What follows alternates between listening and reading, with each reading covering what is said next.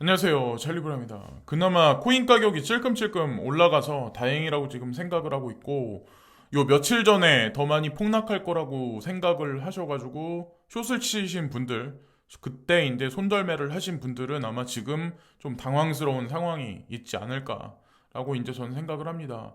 그래서 어쨌건 매스미디어에서 너무 한쪽 방향으로 부정적으로 몰고 갈 때는 항상 뒤통수를 쳐왔다는 거 앞으로도 잊지 마시고 기억을 하시면 전 될 거라고 생각을 하고, 일단 첫 번째 뉴스는 인도에서도 마찬가지로 국민청원이 들어갔어요. 그러니까 인도에서 뭐 30%의 세금을 매기겠다라고 해서 세금을 매긴다는 자체는 사실 긍정적인 거고 제도권 수용한다는 얘기인데, 사실 30%라는 이 말이 사실 우리 대중들한테는, 투자자들한테는 썩 좋은 게 아니잖아요. 그래서 5만 8천 명의 인도인들이 그 인도 정부한테 국민청원을 집어넣었어요. 그래서 결과가 어떻게 나올진 모르겠지만, 이게 흡사 우리나라도 마찬가지로 처음에 과도하게 세금을 때렸다가 뒤로, 그러니까 살짝 퍼센테이지를 낮추고 그리고 연기를 시켰죠. 근데 인도 정부도 마찬가지로 그런 식의 어떤 프로세싱이 진행되지 않을까라고, 이제 장사꾼이 소비자를 대상으로 장사를 할 때 처음에는 좀 센 가격을 부르고 딜을 나면서 천천히 가격을 낮춰주면서 사실은 이득은 많이 챙기고 소비자는 미끼를 덥석 무는 어떤 그런 형국으로 되지 않을까라고 이제 저는 생각을 해요. 어쨌건 이것도 뭐 결과가 아직 확정이 된 게 아니기 때문에, 그러니까 와지어 X가 대표적으로 나서가지고 거래소들 중에는 조금 이 국민청원에 관해서 좀 언급을 좀 많이 하는 것 같더라고요. 제가 보니까. 자, 그리고 오늘 영상의 이제 핵심이 뭐냐면, 어저께 이제 바이든 대통령이 직접적으로 이제 뭐라고 말씀하셨냐면, 인플레이션은 낮추고 임금은 인상해 준다라는 말씀을 하셨거든요. 근데 이 문장이 사실 모순이 엄청 커요. 제가 그것에 관해서 오늘 풀어서 이제 말씀드리려고 하는데, 아마 많은 분들은 나는 인플레이션과 싸우기 위해서 코인 투자를 했다, 해칭하기 위해서 코인 투자를 했는데 코인 이거 뭐 회복도 안 되고 과연 이게 진짜 오를 수 있을까 걱정들을 되게 많이 하시는 분들이 되게 많더라고요. 근데 FED는 지금 인플레이션을 낮춘다, 뭐 그래서 뭐 계속해서 이제 강경하게 계속해서 뭐 테이퍼링과 금리 인상에 관해서 온 전 미디어를 동원해서 시장의 공포심을 작년 말부터 단 며칠 전까지만 해도 아마 강하게 아마 줬을 거예요. 그래서 대부분의 사람들은 더 크게 하락을 할 거다라고 아마 생각하셨던 분들이 더 많을 것 같은데, FED는 결론적으로 인플레이션과 싸워서 이길 수가 없어요. 어떤 분들은 이제 FED에서 금리를 인상하면 집값은 여기서 뭐 30% 40% 폭락을 하고 앞으로도 주식시장이 그렇게 폭락할 거라고 보시는 분들이 되게 많은데, FED가 만약에 진짜 실제로 0.5bp, 0.5%의 금리 인상을 몇 차례에 걸쳐서 단기적으로 강행을 한다면 그거는 너 죽고 나 죽고밖에 안 되거든요. 그리고 가장 중요한 건 아직 인프라가 회복되지 않은 상황이기 때문에 인플레이션을 잡지 못해요. FED에서 설상 금리를 인상한다라고 해도 이거는 별개적인 문제이기 때문에 그거를 이해하시는 게 전 중요하다라고 생각합니다. 그리고 이제 다음번 스토리로 넘어가기 전에, 중국은 어디 편이고 미국은 어디 편이냐 이것에 관해서 따지시는 분들이 되게 많은 것 같아요. 근데 제가 항상 중립자적인 입장으로 항상 서야 된다라고 제가 말씀을 드린 적이 있을 거예요. 제 영상 하는 동안에 처음부터 지금까지도. 근데 한국은 그럼 어디 편에 들어야 될까요? 지금 현재 입장에서.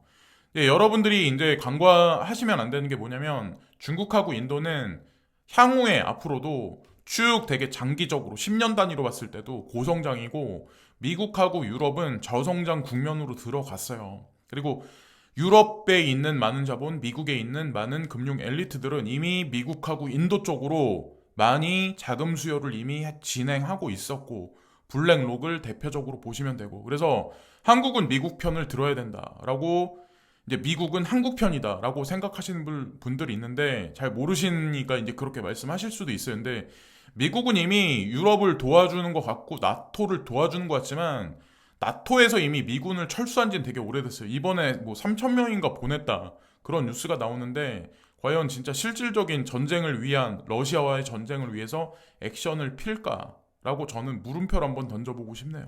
그래서 한국은 어디에 서야 될까? 중국 편에 설 필요도 없고 미국 편에 설 필요도 없고, 한국은 자주적으로 아마 일어나야 될 거예요. 여러 가지 측면에서. 예, 그렇게 일어날 수 있는 능력이 충분히 있는 국가이고, 그래서 인플레는 낮추고 임금은 인상한다, 이 얘기가 이제 나왔었는데 왜 이게 모순되냐? 임금 인상은 결국 인플레이션은 임금 인상으로 인한 전반적인 상품 비용 상승입니다. 자, 초반에 이제 이것을 이제 헤드라인으로 해서 고용주는, 그러니까 사주는 이윤을 유지하기 위해서 임금 인상 후 제공하는 상품과 서비스에 대해 부과하는 가격을 인상해야 합니다. 당연히 노동자한테 임금을 인상하기 위해서는, 자, 이윤 추구를 더 늘려야 돼요. 그럼 상품 가격을 인상할 수밖에 없죠. 임금 인상과 그에 따른 가격 인상은 임금의 순환 효과를 일으키며 이는 상품 및 서비스에 인상된 가격을 보상하기 위해 더 높은 임금이 필요하기 때문입니다. 그러면 최저시급이 올라갈 수밖에 없거든요. 여기서 최저시급이 올라가면 상품 가격이 올라갈 수밖에 없어요. 자, 뭘 뜻할까요? FED는 인플레이션과 싸움에서 질 수밖에 없다는 거죠. 결국에는. 자, 이 사이클에 이 순환이 지속적으로 계속 반복하다 보면 제가 이제 개인적으로 보기에는 앞으로 아마 수년간에 걸쳐서 되게 장기적으로 인플레이션이 계속 야금야금 계속 올라갈 거예요. 자, 그 대비를 우리는 해야 돼요. 저축이 능사는 아니라는 거죠. 물론 금리가 찔끔찔끔 올라가긴 하지만 인플레이션율을 따라잡을 수는 없어요. 여러분들 지마켓이나 쿠팡에 뭐 여러분들 상품 뭐 이렇게 지속적으로 드시는 거 가격 많이 작년 대비해서 얼마나 올라갔나요? 2년 전 대비해서 과연 얼마나 올라갔나요? 그에 비해서 은행 금리가 그렇게 파격적으로 많이 올라갔나요? 지금 현재 상황이 악순환의 반복이라는 거죠. 미국 정부는 알고 있고 바이든 행정부도 이미 알고 있어요. 인플레이션을 이미 용인했다라고 이제 보시면 되고, 이건 2021년도 100을 기준으로 해서 1월 달을 100을 기준으로 해서 여기 콘슈머 프라이스, 그러니까 뭐 소비자 가격, 뭐 물가라고 그냥 칭할게요. 그리고 이거는 뭐 웨이지 해가지고 물가 상승률 대비해서 사람들 임금은 올라가지 않았어요. 이거는 미국뿐만 아니라 유럽의 어떤 국가, 한국도 마찬가지, 일본도, 중국도 마찬가지일 거예요. 이 채널이 바뀌어서 올라가겠죠. 예. 콘슈머 플라이스가 한 채널 올라가고 이것도 시급도 한 채널이 올라가서 요렇게 올라가겠죠. 예. 이거를 절대로 쫓아가지 못한다는 거죠. 시간이 아무리 흘러간다라고 하더라도. 그리고 핵심이 전 이거라고 생각하거든요. 그러니까 여기 보면 식료품 가게들이 지금 보면 아직까지도 뭐 선반에 그게 없다. 지금 선반이 텅텅 비었다. 그래서 서플리 체인의 뭐 공급망의 붕괴가 있는 게 사실은 오미크론과 윈터스톰. 그러니까 지금 보면 뭐 어떤 미국에는 미국 전역에 좀 중요한 어떤 그 지역들에 뭐 겨울 폭풍? 예, 겨울 룸보라가 쳐가지고 지금 원활하게 인프라망이 회복이 안 되고 있다라는 얘기가 있는데, 이 뉴스가 나온 게 1월 12일 날 나온 거거든요. 그러니까 지금서부터 한 달 정도, 한 달이 채 안 된 뉴스예요. 그러면 이 한 달 동안에 이 공급망이 회복이 됐을까요? 전 아니라고 생각하거든요. 예, 제가 엊그저께 미국에 사시는 분이 유튜브 찍어서 올린 걸 봤는데 아직도 선반이 비어 있어요. 곳곳이 비어 있어요. 예, 당연히 가격이 올라갈 수밖에 없는 거죠. 연준에서는 인플레이션 잡는다, 공포심을 조장하긴 하지만 사실은 이번에 하락장의 어떤 그 주도를 한 건 사실 연준 의장의 사실 멘트였어요. 저는 이게 핵심이라고 생각해요. 코로나란 어떤 이 자체를 그냥 자연스러운 질병으로 받아들이고 폐쇄했던 거를 이게 풀어주면 당연히 서플리 체인은, 그리고 날씨가 점진적으로 온화한 쪽으로 이제 봄으로 넘어가면서 이런 것들이 사그러들기 시작하면 인플레이션도 자연적으로 감소할 수밖에 없어요. 그러면 그러니까 연준에서 이제 금리 인상하겠다 강경하게 얘기했던 거를 아마 뒤로 살살살살 뺄 가능성이 상당히 높지 않을까. 제가 생각하는 시나리오는 그래요. 지금 뭐 금리 인상을 뭐 5번에서 6번 한다라는 얘기까지 나오고 뭐 0.25씩 지속적으로 그렇게 올릴 거다는 얘기가 나오는데 분명히 말 바꾸기를 할 거예요. 그러면서 금융시장이나 코인 시장에도 아마 훈풍이 좀 둘 거라고 생각합니다. 일단 뭐 보시면 아시겠지만 12월 달하고 1월 달에 나온 여기 보면 뭐 CPI, 그러니까 소비자 물가 지수가 두 달 연속 지속적으로 감소를 했어요. 그래서 이번 달에 어떻게 나올지 모르겠지만 아마 이게 이번 주에 나오는, 그러니까 2월 10일 날 10시 반에 이게 공개가 되거든요. 근데 이것에 따라서 많은 어떤 그 변화가 있긴 하겠지만 그렇게 크게 높게 나오진 않을 가능성이 높다라고 이제 전문가들은 많이 예측을 하더라고요. 그리고 미국 증권거래위원회에서 그레이스케일 비트코인 ETF에 관한 그 결정을 또 연기가 됐어요. 그러니까 뭐 반려가 된 거죠. 사실 승인이 안 된 거죠. 근데 뭐 이거는 누구나가 다 아마 예측을 이미 하셨을 거고, 제가 그레이스케일 자산운용사 포트폴리오에 그래도 다른 코인들보다 많이 투자를 해야 된다라고 말씀드렸던 거를 아마 잊지 않으실 거예요, 다들. 그리고 욕을 하시는 분들도 아마 분명히 많을 거예요. 근데 저는 제 채널을 보시는 분들이 나이가 좀 있으신 분들이 많기 때문에 저는 안정적인 투자를 해야 된다고 생각했기 때문에 그렇게 말씀드렸던 거고, 그 결과는 반드시 나옵니다. 그리고 ETF의 승인 과정에 관해서 오늘은 말씀드릴 건데, 제가 여기 나와 있는 거는 반드시 ETF로 들어갈 거라고 말씀을 드렸죠. 그리고 그거는 제 논리가 아니다라고 말씀을 드렸죠. 근데 왜 그런지에 관해서 오늘은 말씀드릴게요. 그래서 어쨌건 OTC 심벌에 여기 나와 있는 코인들 있죠. 뭐 해가지고 쭉 나와 있는데 이 과정이 있어요. 4개의 과정이 있는데, 처음에는 상품을 등재를 시키고 그 다음에 OTC로 넘어가요. 이게 OTC로 넘어가서 기관들이 거래를 하고, 이 OTC로 넘어가면 증권거래위원회에 주기적으로 보고를 해야 되거든요. 그러니까 자발적으로.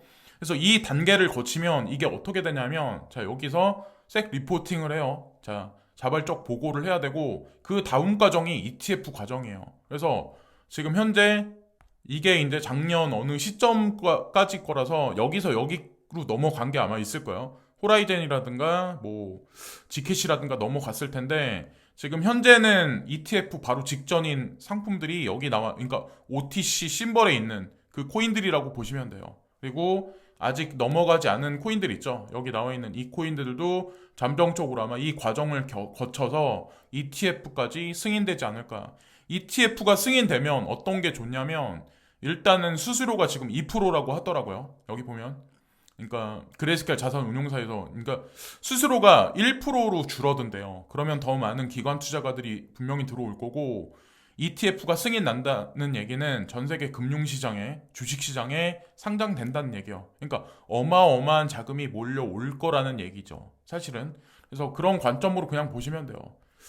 그럼 주식시장에 상장된다? 그러면 얘기 다 끝난 거 아닐까요? 우리는 지금 뭐 상장 폐지된다, 뭐 어저께 보니까는 GKC가 상장 폐지 되지 않을까 걱정하시는 분들도 있는 것 같은데, 절대 상장 폐지 안 돼요. 자, 어쨌든 네 개의 과정을 거쳐서 결국엔 ETF 상장을 거친다. 자, 라이프 사이클에 대해 나왔고, 그리고 여기 보면 뭐 리플 존망이라는 소리가 여기저기서 들려오니까 불안하네요라고 어떤 분이 어저께 적어주셨는데, 제 항상 이런 댓글을 보면 저도 이제 마음이 아픈 게, 솔직히 말씀드릴게요.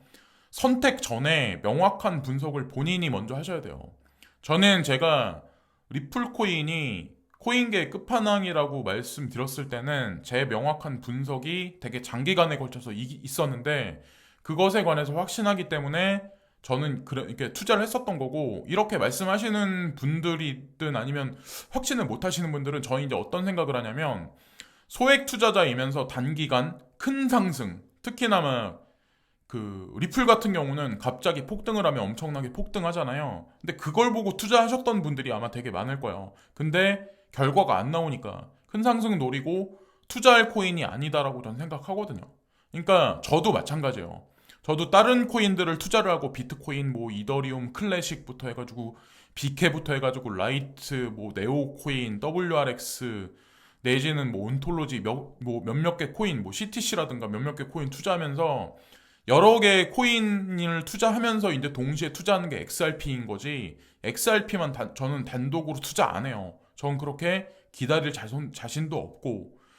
그래서 저는 이제 어떤 생각을 하냐면, 대부분의 분들이 아마 2,000원에서 3,000원 정도 되는 가격 있죠.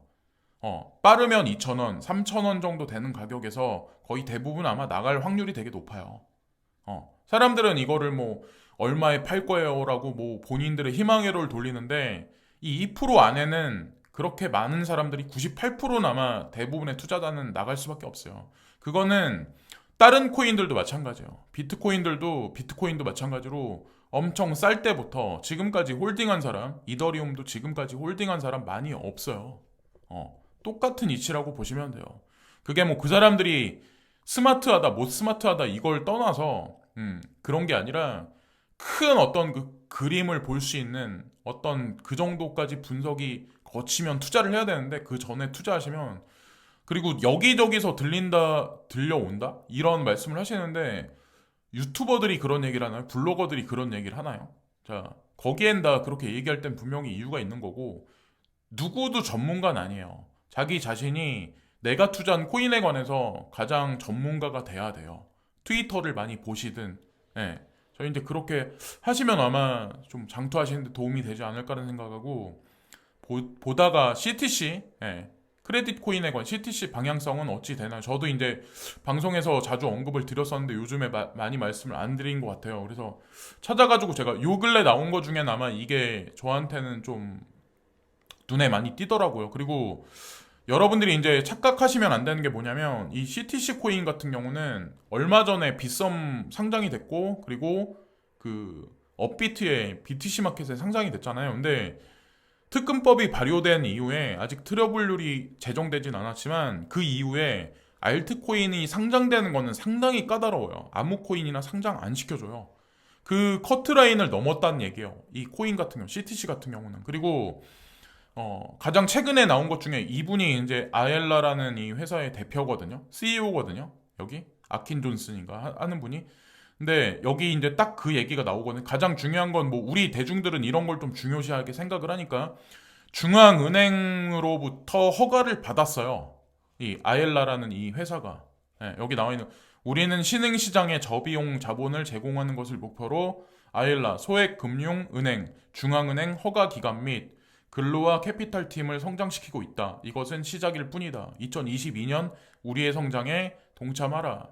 그러니까 나이지리아에 관해서 잘 모르시는 분들이 되게 많은데 인도 외에 급격하게 인구 밀도가 성장하고 평균 연령이 가장 많이 어린 나라가 사실은 인도하고 나이지리아가 될 확률이 상당히 높아요. 그걸 보고 이 아엘라라든가 아니면 굴루아라든가 CTC 뭐 개발자들은 그걸 포커스에 맞춰서 뭐 어떤 그 마켓에 관해서 좀 움직이지 않았을까. 그래서 성견지명이 있으신 분들이 아닐까라는 생각을 했어요. 자, 어쨌든 제가 미국은 그리고 유럽은 저성장 기조다. 근데 이머징 국가는 극도로 성장할 확률이 높다. 그 대표적인 국가가 이제 지금 현재 뭐 중국 시장은 내수 위주로 다시 확장해서 고성장이 그러니까 확장매에서 지금 어떤 뭐 다지기 작업을 하는 단계라면 인도하고 나이지리아는 확장 단계라고 보시면 돼요.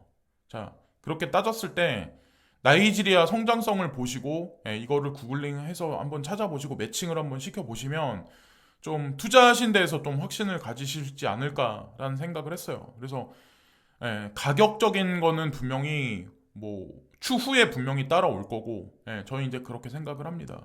자, 그렇게 이제 말씀을 드리면서 이번 영상도 마치겠습니다. 유튜브를 보시고 이제 참고만 많이 하시는 거지 저도 이제 뭐 찾아보고 누구한테 얘기 듣고 저는 투자하는 편은 아니거든요. 제가 직접 판단을 내리고 그래서 그런 관점으로 보시면 어떨까라는 생각을 해요. 그리고 가장 중요한 건 뭐냐면 핵심이 되는 코인 나한테 진짜 핵심이 되는 코인은 뭐가 될까? 내가 나이가 어린가? 내가 나이가 많은가? 내가 나이가 어느 정도 있다 그러면 시총이 좀 높은 코인들 위주로 좀 어느 정도 포진을 시켜놓고 시총 작은 코인들은 조금 비중을 조금 많이 안 가져가는 게 사실은 되게 좋은 거거든요.